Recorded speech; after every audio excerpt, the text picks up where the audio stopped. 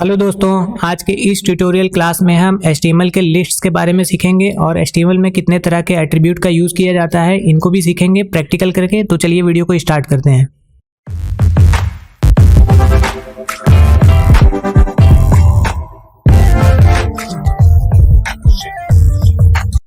तो दोस्तों आइए बात कर लेते हैं कि HTML लिस्ट क्या होता है।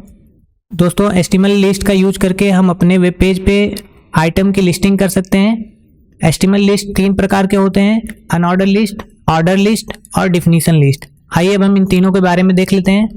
दोस्तों अनऑर्डर लिस्ट में जो भी आइटम आप अपने वेबसाइट पे लिस्ट करेंगे उसमें कोई भी नंबरिंग नहीं होगी, उसको हम बुलेट के माध्यम से यहाँ पे रिप्रेजेंट कर सकते हैं और उसको लिखने के लिए हम UL टैग का यूज़ करते हैं।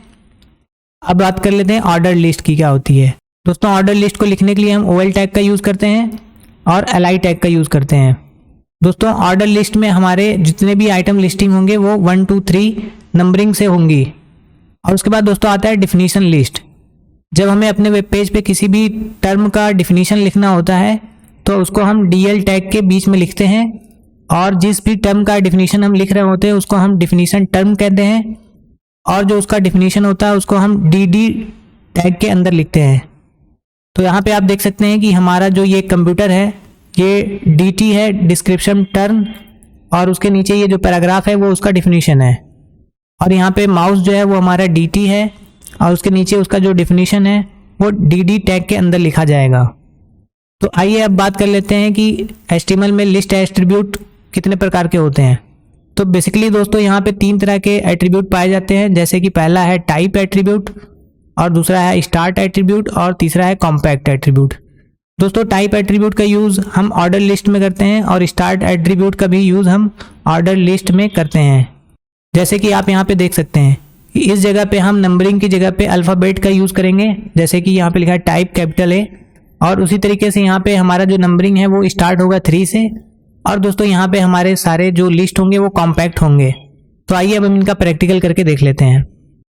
तो दोस्तों हम आ गए हैं अपने VS कोड एडिटर में। अब हम अपने फोल्डर को यहाँ पे ओपन कर लेंगे जिसमें हमारी सारी क्लासेस पड़ी हुई हैं।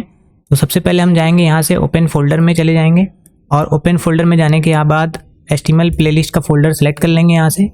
और जब हम अपने HTML फोल्डर को सिलेक्ट करेंगे तो इस जगह पे हमारे सारे फाइलें दिख जाएंगी जो हमने अभी पुरानी क्लासेस चला चुकी हैं।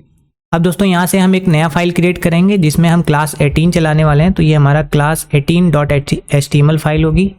इसको आप ओपन करें और ओपन करने के बाद मैं यहाँ पे HTML का बॉयलर प्लेट यूज़ कर लेता हूँ। सबसे पहले हम यहाँ पे एब्रीवेशन लगाएंगे, एमेट एब्रीवेशन, और यहाँ पे हम टाइटल को चेंज करके लिख देंगे HTML लिस्ट, क्योंकि ये हमारी लिस्ट की क्लास होने वाली है।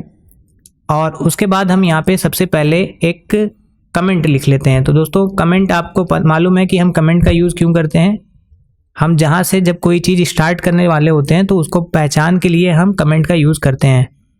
तो हम यहाँ पे अनऑर्डर लिस्ट बनाने वाले हैं, तो इस तरीके से हम कमेंट लिखेंगे। और दोस्तों यहाँ पे आप एक बात का ध्यान रखिएगा, कमेंट स्टार्ट करते वक्त यहाँ पे एक्सक्लेमेशन मार्क जरूर लगाएंगे, नहीं तो ये हमारा वर्क नहीं करेगा। अब दोस्तों सबसे पहले हम यहाँ पे अनऑर्डर लिस्ट को क्रिएट करेंगे। तो हम UL टैग से ओपन करेंगे और यहाँ पे UL टैग क्लोज करेंगे। इसके अंदर हम 3 LI टैग को ओपन कर लेते हैं और LI टैग के बीच में हमें जो बनाना होगा वो हम यहाँ पे लिख सकते हैं। जैसे फॉर एग्जांपल मैंने यहाँ ले लिया एप्पल। और उसके बाद दोस्तों हमें ये 3 चाहिए तो हमें शिफ्ट अल्टर डाउन एरो दबाना है, तो ये हमारी 3 यहाँ पे कॉपी हो जाएंगी। और यहाँ पे हम ले लेंगे बनाना और यहाँ पे हम ले लेते हैं ऑरेंजेस। तो दोस्तों ये यहाँ पे जहाँ पे हमारा अनऑर्डर लिस्ट स्टार्ट हो रहा है वहाँ पे हम H3 टैग का यूज़ कर लेते हैं और यहाँ पे हम इसकी हेडिंग डाल देते हैं फ्रूट्स। अब ये दोस्तों हमारा अनऑर्डर लिस्ट बन गया है। अब इसको हम सेव करके गो लाइव करके देखते हैं। तो अगर आपका बटन यहाँ पे गो लाइव का काम नहीं कर रहा है तो आप उसको हमारी पिछली क्लास में देख के समझ सकते हैं कि लाइव सर्वर कैसे वहाँ पे इनेबल किया जा सकता है। तो देखिए दोस्तों ये अनऑर्डर लिस्ट यहाँ पे आ चुका है। अब हम यहाँ पे ऑर्डर लिस्ट क्रिएट करने वाले हैं। तो उसके लिए हम चलेंगे अपने VS कोड एडिटर में और यहाँ से हम इसको पूरा कॉपी कर लेते हैं, Ctrl+C, और यहाँ पे नीचे हम पेस्ट कर लेते हैं। और दोस्तों यहाँ पे हम एक कमेंट ऐड करेंगे अनऑर्डर लिस्ट के बारे में। तो इसको कमेंट करने के लिए अपने कीबोर्ड से Ctrl// अगर आप प्रेस करेंगे तो ये हमारा कमेंट में कन्वर्ट हो जाएगा। तो दोस्तों यहाँ पे हम ऑर्डर लिस्ट बनाने वाले हैं, तो हम यहाँ पे OL टैग को ओपन और क्लोज करेंगे।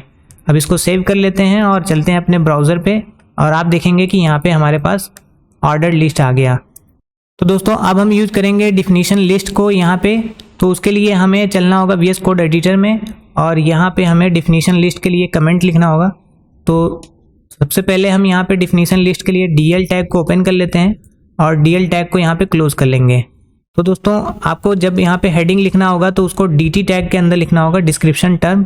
तो हम यहाँ पे कंप्यूटर के बारे में एक्सप्लेन करने वाले हैं, और उसके बाद इंटर करके यहाँ पे DD tag, description data tag के अंदर उसका डिफिनेशन लिखना होगा। तो चलते हैं हम यहाँ से अपना डिफिनेशन कॉपी कर लेते हैं, और कॉपी करने के बाद VS कोड के अंदर यहाँ पे पेस्ट कर लेते हैं।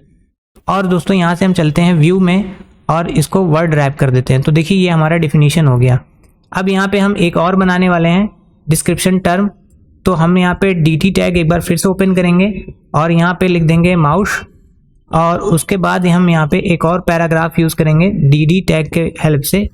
और DD टैग के हेल्प से यूज़ करने के बाद हम चलते हैं यहाँ से डिफिनेशन को कॉपी करते हैं, और कॉपी करके VS कोड के अंदर यहाँ पे पेस्ट कर देते हैं।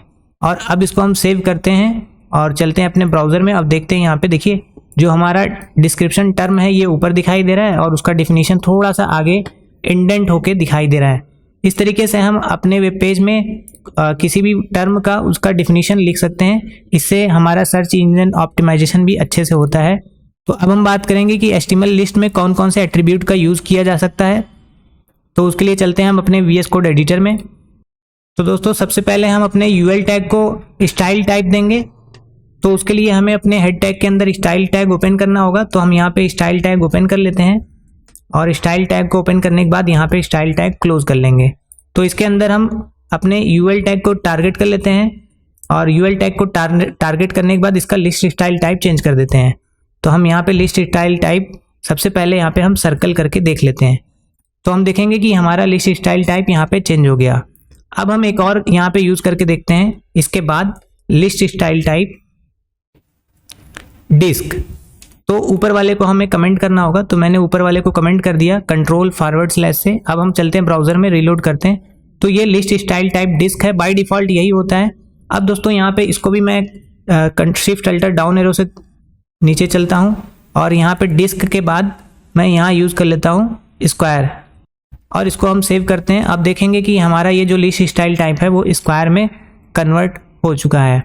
अब हम अपने ऑर्डर लिस्ट को भी कन्वर्ट करके देख लेते हैं। तो उसके लिए यहाँ पे हमें OL टैग को टारगेट करना होगा, और OL टैग को टारगेट करने के बाद यहाँ पे हमें यूज़ करना है लिस्ट स्टाइल टाइप, और यहाँ पे हमें लिस्ट स्टाइल टाइप में लिखना है अपर रोमन।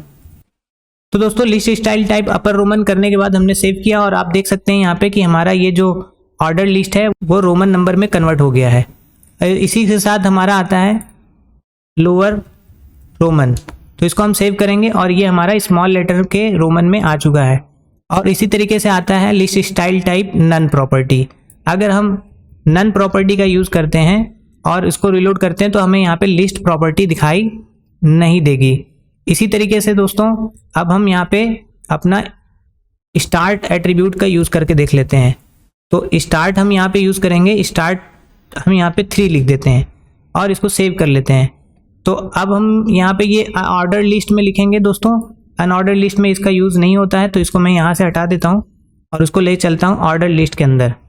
तो यहाँ पे हमने OL में लिख दिया स्टार्ट = 3, तो हमारा जो ऑर्डर लिस्ट है वो स्टार्ट होगा 3 नंबर से। चलिए ब्राउज़र में चल के देखते हैं। तो आप देखिए यहाँ पे 3, 4, 5 से ये आगे चल रहा है।